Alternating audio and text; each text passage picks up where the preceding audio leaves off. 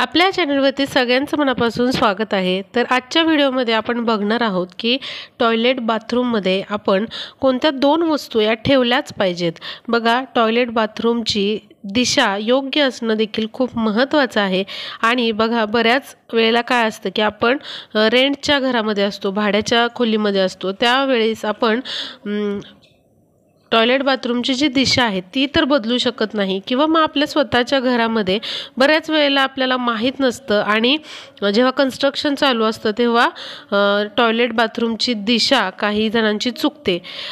तर बघा, तुमची टॉयलेट बाथरूमची दिशा चुकीची असू देत किंवा मग नसू देत, योग्य दिशेला असू देत, तरी देखील आपल्याला हे सोपे उपाय करायचे आहेत। कारण बघा, घरामध्ये जे काही अडचणी प्रॉब्लेम्स निर्माण होतात किंवा एक नकारात्मकता आपण म्हणतो की नकारात्मकता वाढत आहे घरातली, आपल्याला स्वतःला जाणवत असतं।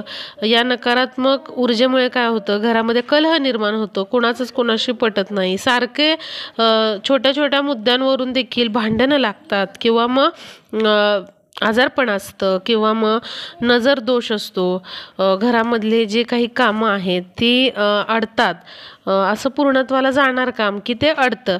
म्हणजेच काय, तर नकारात्मकता जास्त वाढलेली असते आपल्या घरामध्ये। आणि लक्षात घ्या, जो टॉयलेट बाथरूमचा एरिया आहे तिथूनच नकारात्मकता जास्त आपल्या घरामध्ये पसरत असते।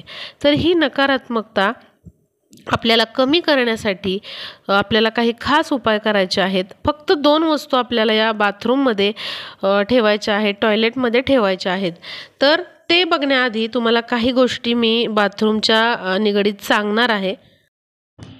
आता बघा, जे बाथरूम आहे किंवा टॉयलेट आहे ते आपण स्वच्छ हे ठेवलंच पाहिजे। कारण जर बाथरूम स्वच्छ ठेवलं नाही तर तिथे काय होतं, तर राहूची जी शक्ती असते ती वाढते, आणि राहूचं बळ वाढल्यामुळे आपल्या घरामध्ये निगेटिव्हिटी पसरते। आणि अशा या निगेटिव्हिटीमुळे आपल्याला आपल्या आयुष्यामध्ये भरपूर त्रास होऊ शकतो, कुठलंच काम तुमचं पूर्णत्वाला जाणार नाही। त्यामुळे आपल्याला नेहमी ही काळजी घ्यायची आहे की आपलं बाथरूम हे स्वच्छच असलं पाहिजे।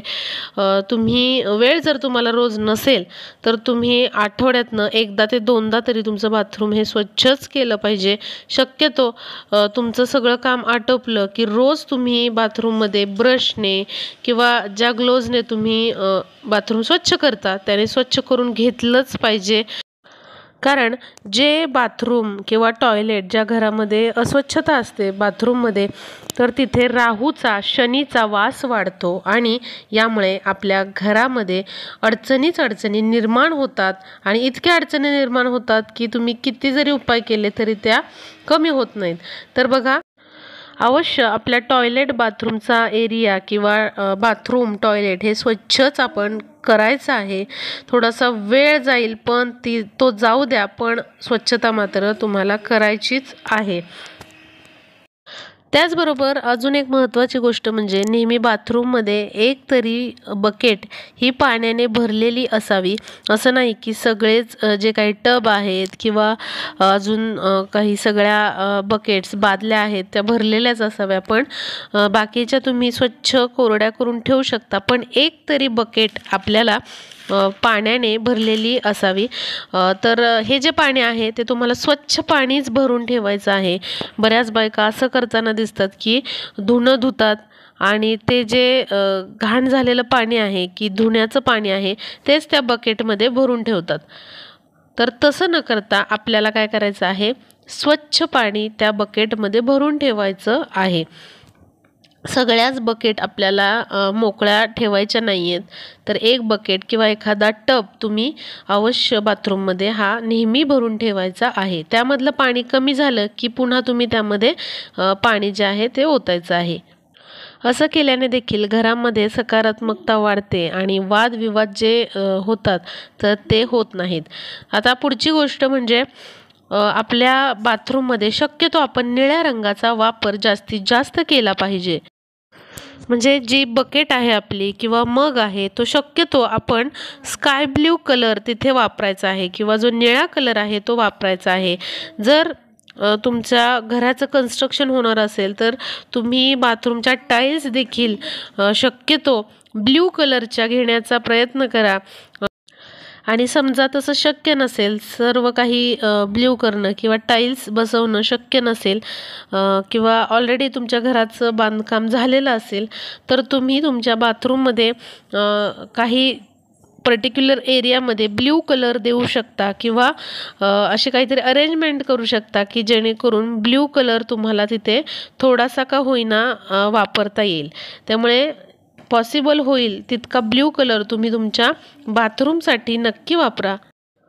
आणि काही चेंज करणं शक्य नसेल तर आपल्या बाथरूममध्ये ब्ल्यू कलरच्या म्हणजेच निळ्या कलरच्या आपल्याला वस्तू वापरायच्या, जसं की बकेट, मग, टब, त्याचबरोबर जे सोप केसेस असतात ते तुम्ही ब्ल्यू कलरचे वापरू शकता। अशाने काय होतं तर जो निळा कलर आहे तो शनीचा आवडता कलर आहे, म्हणजे शनीचा रंग आहे तो।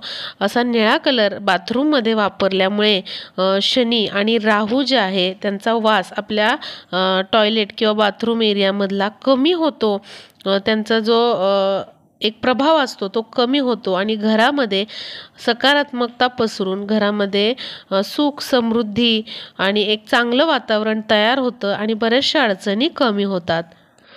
त्याचबरोबर बाथरूमची स्वच्छता करत असताना बऱ्याच बायकांना अशी सवय असते की धुणं धुतलेल्या पाण्याने, त्या खराब पाण्यानेच आपण बाथरूम घासून घेतो, अशी बऱ्याच बायकांना सवय असते। तर असं करू नका, कारण ते अस्वच्छ पाणी असतं, जे धुणं धुतलेलं पाणी असतं ते खराब पाणी असतं आणि त्या अस्वच्छ पाण्यानेच आपण बाथरूम स्वच्छ केल्यामुळे तिथे शनीचा वास, राहूचा वास हा वाढतो आणि अनेक अडचणी निर्माण होतात। त्यामुळे असं न करता आपल्याला नेहमी स्वच्छ पाण्यानेच आपलं बाथरूम चांगलं चकाचक स्वच्छ करून घ्यायचं आहे। जे नळ आहेत बाथरूममधले ते आपल्याला स्वच्छ करायचे आहेत किंवा जे बाथरूममधल्या वस्तू आहेत ज्या आपण वापरत आहोत, जसं की टब आहेत, बकेट आहेत, मग आहेत, ते वेळोवेळी आपल्याला स्वच्छ करून हे घ्यायचे आहेत आणि व्यवस्थित आपलं हे बाथरूम जे आहे ते ठेवायचं आहे। त्याचबरोबर बाथरूममधील नळ ठिपकत असेल तर त्याकडे दुर्लक्ष करू नका किंवा घरामधले कुठलेही नळ ठिपकत असतील, थेंब थेंब पाणी पडत असेल तर दुर्लक्ष करू नका, वेळच्या वेळी त्या नळांची दुरुस्ती करून घ्या तुम्ही। कारण असं म्हटलं जातं की नळाला गळती लागली किंवा नळामधून पाणी जर आपोआप ठिपकत असेल तर त्या घराला गळती लागते किंवा मग घरामध्ये अडचणी निर्माण होतात आणि आर्थिक नुकसान होण्याची शक्यता असते। आणि त्याचबरोबर पाण्याचा देखील तिथे काय होतं तर वेस्टेज होतं। त्यामुळे असे नळ जे आहेत जे ठिपकत आहेत तर ते तुम्हाला काय करायचे आहे, वेळच्या वेळी दुरुस्त करून घ्यायचे आहेत। जर टॉयलेट, बाथरूममध्ये किंवा घरामध्ये कुठेही अशा भेगा पडलेल्या असतील भिंतींना किंवा असे टाईल्सचे तुकडे वगैरे निघालेले असतील तर काय करा, ते वेळच्या वेळी दुरुस्त करून घ्या।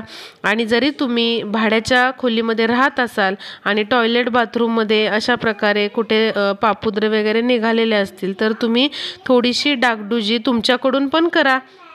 तुम्ही स्वतः ती डागडुजी थोडीशी करून घेऊ शकता, कारण बघा भाड्याचं जरी घर असलं तरीही तुम्ही त्या वास्तूमध्ये राहत आहात आणि ती वास्तू ही तुमची असते। त्यामुळे त्या घराची देखील काळजी घेणं ही तुमची देखील गरज आहे, कारण आत्ता सध्या तुम्ही त्या वास्तूमध्ये राहत आहात, त्यामुळे ती वास्तू जी आहे ती तुमचीच असते। त्यामुळे तुम्ही देखील त्याला रिस्पॉन्सिबल असता।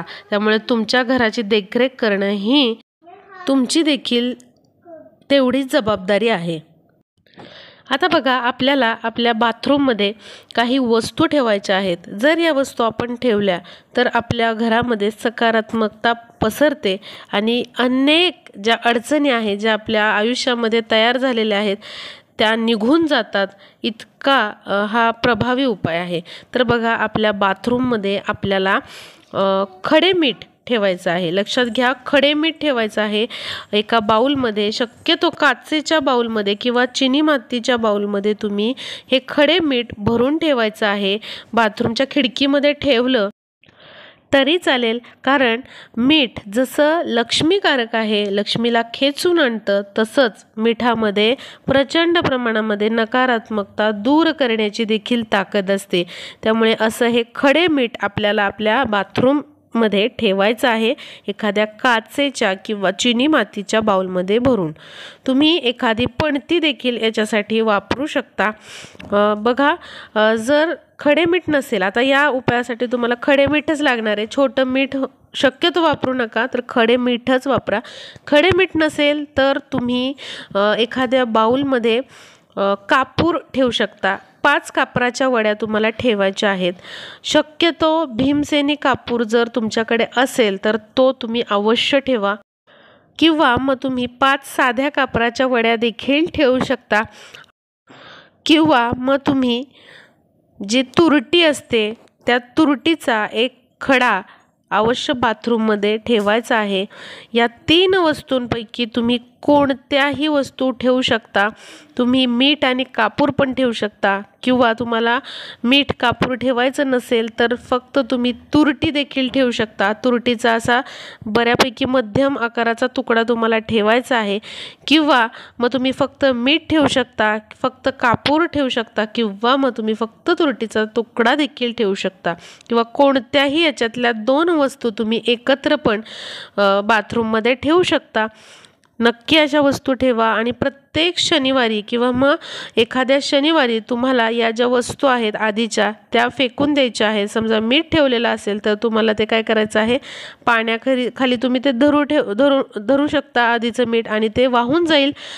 तुरटी असेल तर तुम्ही ती घराच्या दक्षिणेला फेकून द्यायची आहे।